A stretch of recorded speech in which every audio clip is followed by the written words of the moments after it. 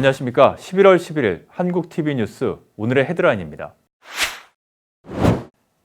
지난 7일 LA 한국문화원에서 LA 현지 경찰과 치안당국 담당자들을 대상으로 실시한 한국 역사문화 워크숍에서 LAPD 경관들은 한인들이 경찰을 무조건 피하려 하는 경우가 많아 도움을 제공하고 싶어도 돕기가 어렵다고 밝혔습니다. 이날 워크숍은 한국과 미국의 문화적 차이 때문에 LA 한인들이 치안 당국으로부터 불이익을 받는 일이 없도록 하자는 취지에서 LA 한국문화원과 밝은 사회운동이 마련한 행사입니다. LA 한인회가 한인들의 정치적 신장을 도모하기 위해 2020년 센서스에 한인들의 참여를 적극 독려하기 위해 센서스 대책 전담반을 구성하고 기금 지원 프로그램도 운영하겠다고 밝혔습니다.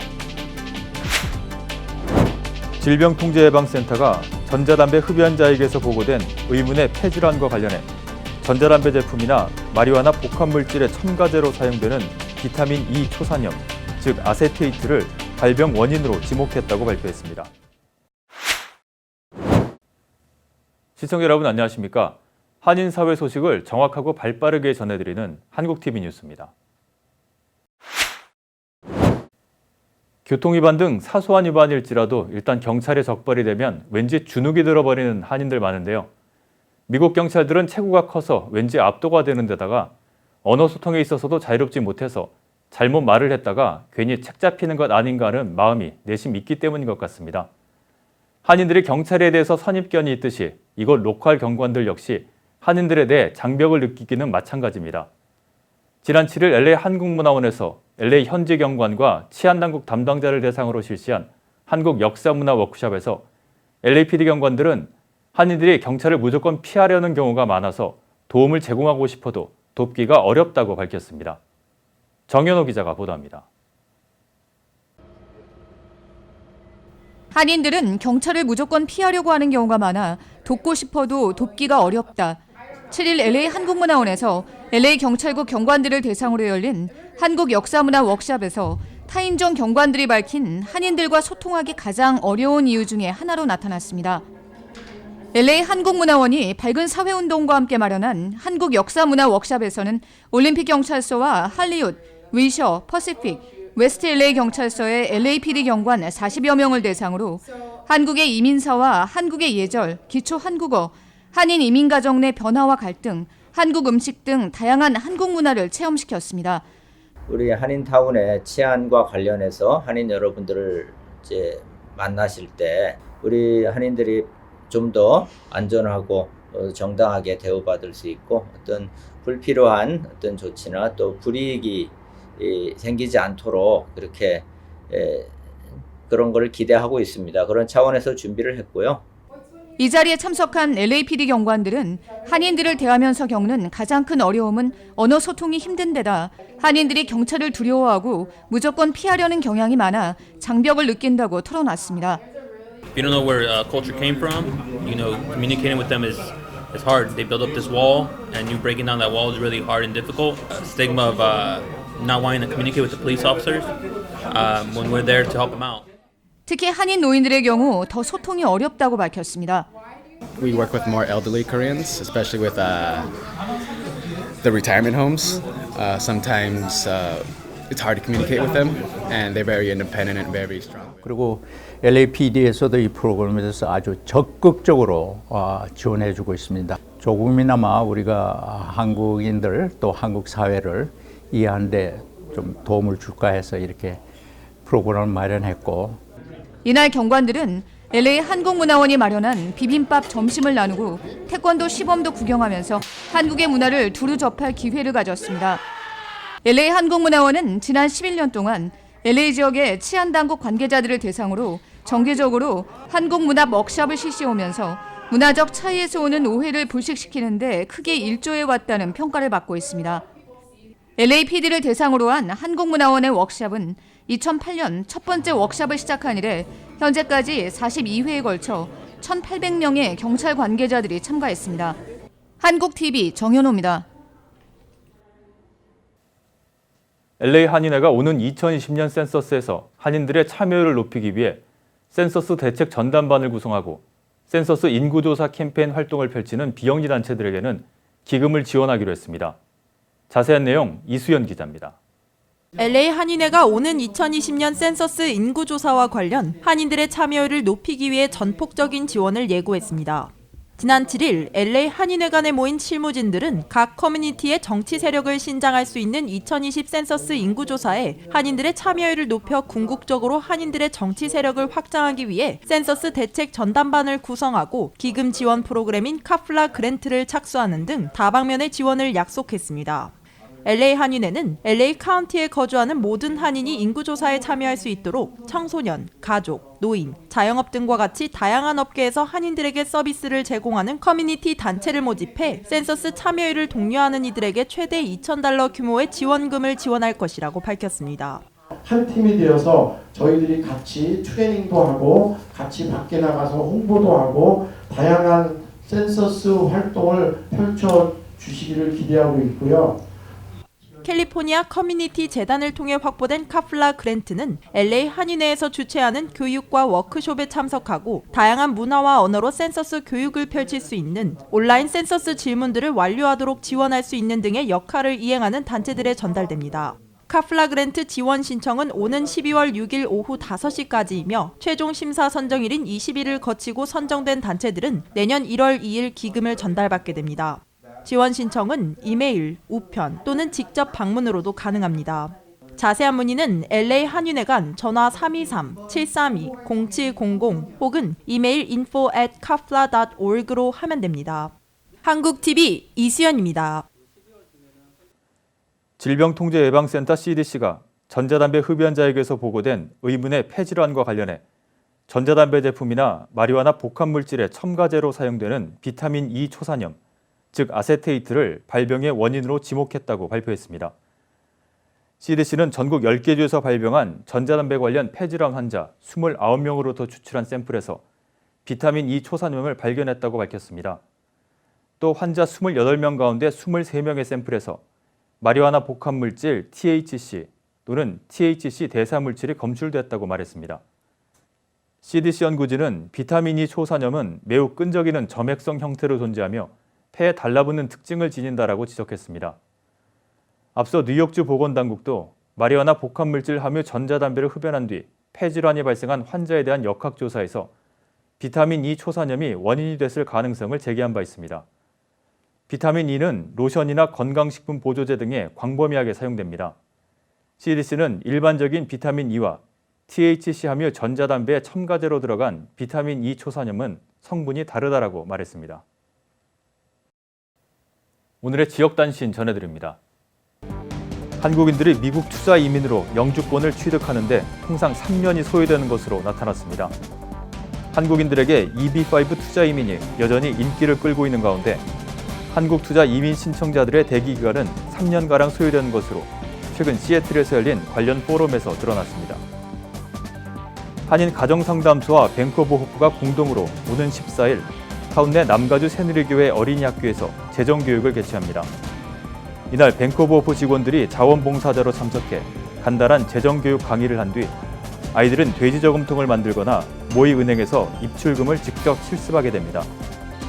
연말을 앞두고 학생들이 용돈을 받으면 어떻게 현명하게 사용할지를 알려주자는 취지입니다.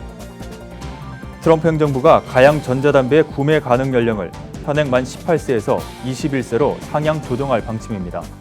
청소년들에게 심각한 영향을 미치고 있는 가양 전자담배의 판매를 전면 금지하겠다는 당초 입장에서는 후퇴한 셈입니다. 전면적인 판매 금지는 전자담배 업계의 일자리 감소로 이어질 수 있다는 점에서 연령을 높이는 선에서 규제책을 내놓겠다는 뜻으로 해석됩니다. 다음은 전국 각 지역 단신입니다. 맨하탄 한복판에서 일본 제국주의를 상징하는 우길 승천기의 2020년 도쿄올림픽 사용을 반대하는 삼보 일배 퍼포먼스가 펼쳐졌습니다. 김원웅 광복회는 7일 맨하탄 타임스퀘어에서 2020년 도쿄올림픽에 우길기 사용 반대를 호소하며 삼보 일배 시위를 벌였습니다. 지난 10월 시애틀 지역에서 거래된 주택의 중간 거래 가격이 $77만 5천 지난해 같은 기간에 비해서 3.3% 상승했습니다. 이 상승폭은 지난 1년 새 최대 폭으로 기록됐지만 시애틀 주택시장이 다시 셀러스 마켓으로 복귀하는 신호탄은 아니라는 게 전문가들의 대체적인 분석입니다. 아틀란타에 사는 한인 싱글들의 모임이 생깁니다. 아틀란타 싱글 미션은 오는 20일 둘루스 클라리온 스위트에서 첫 모임을 갖고 소중한 인연을 연결해주는 사역을 시작할 예정입니다. 서울 최효은 앵커가 한국 뉴스 전해드립니다.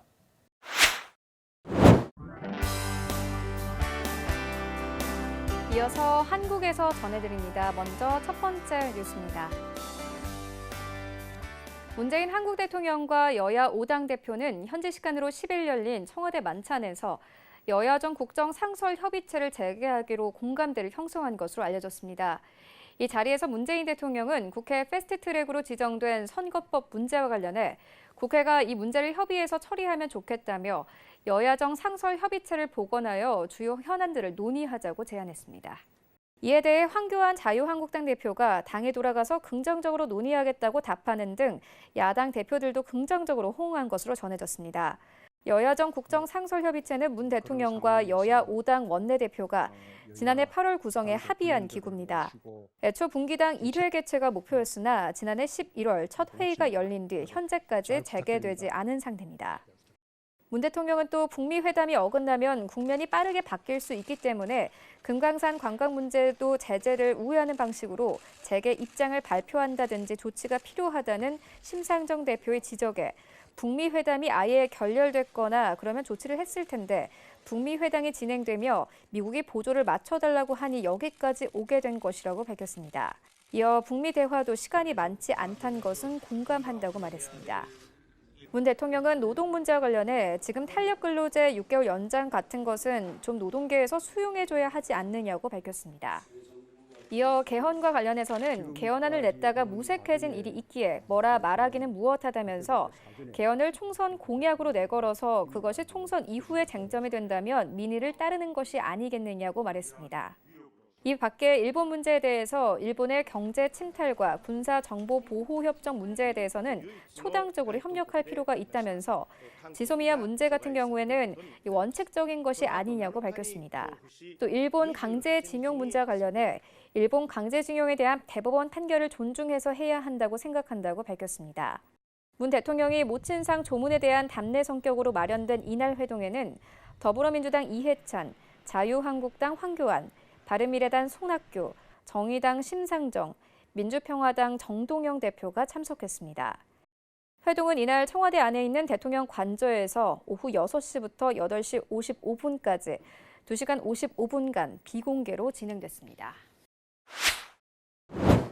한국 자동차 산업이 글로벌 금융위기 이후 10년 만에 가장 부진한 모습입니다.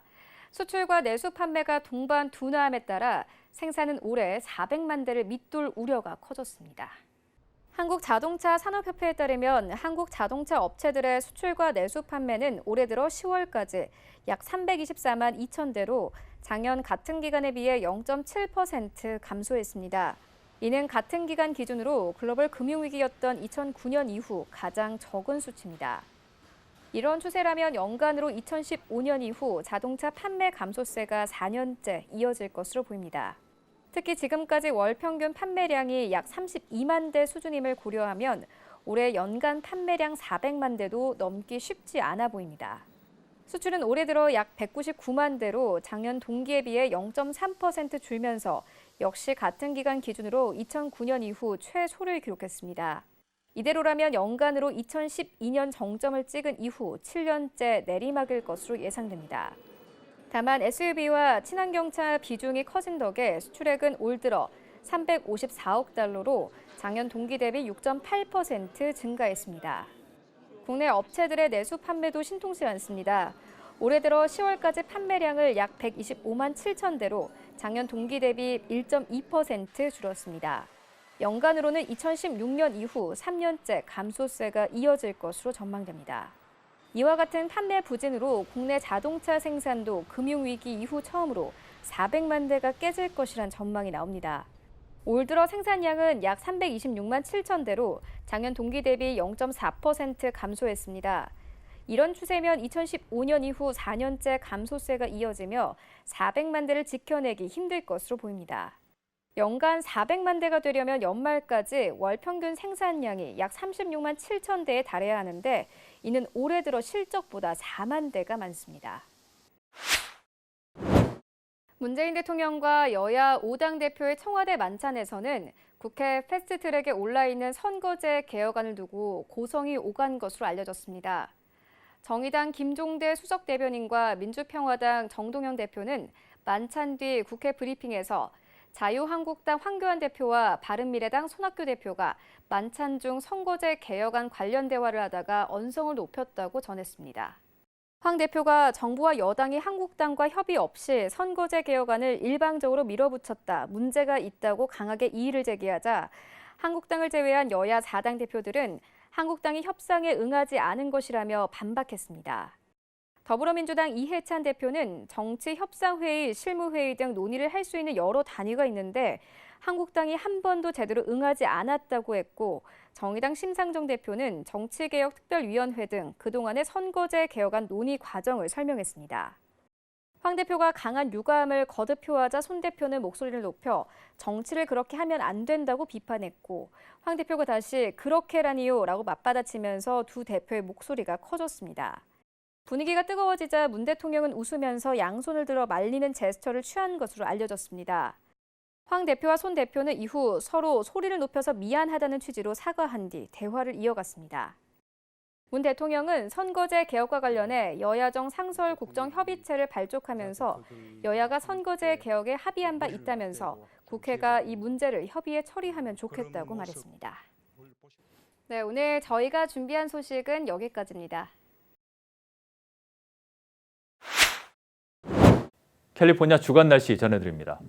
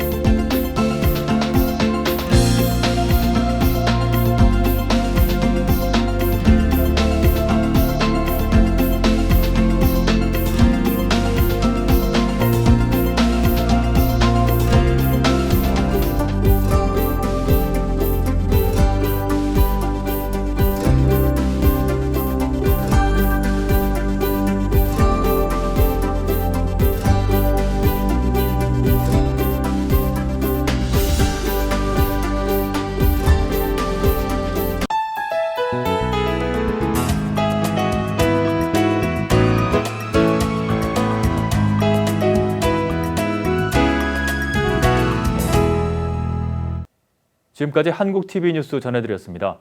한인사회 곳곳의 뉴스를 신속하고 정확하게 전달할 수 있도록 최선을 다하겠습니다. 시청자 여러분, 감사합니다.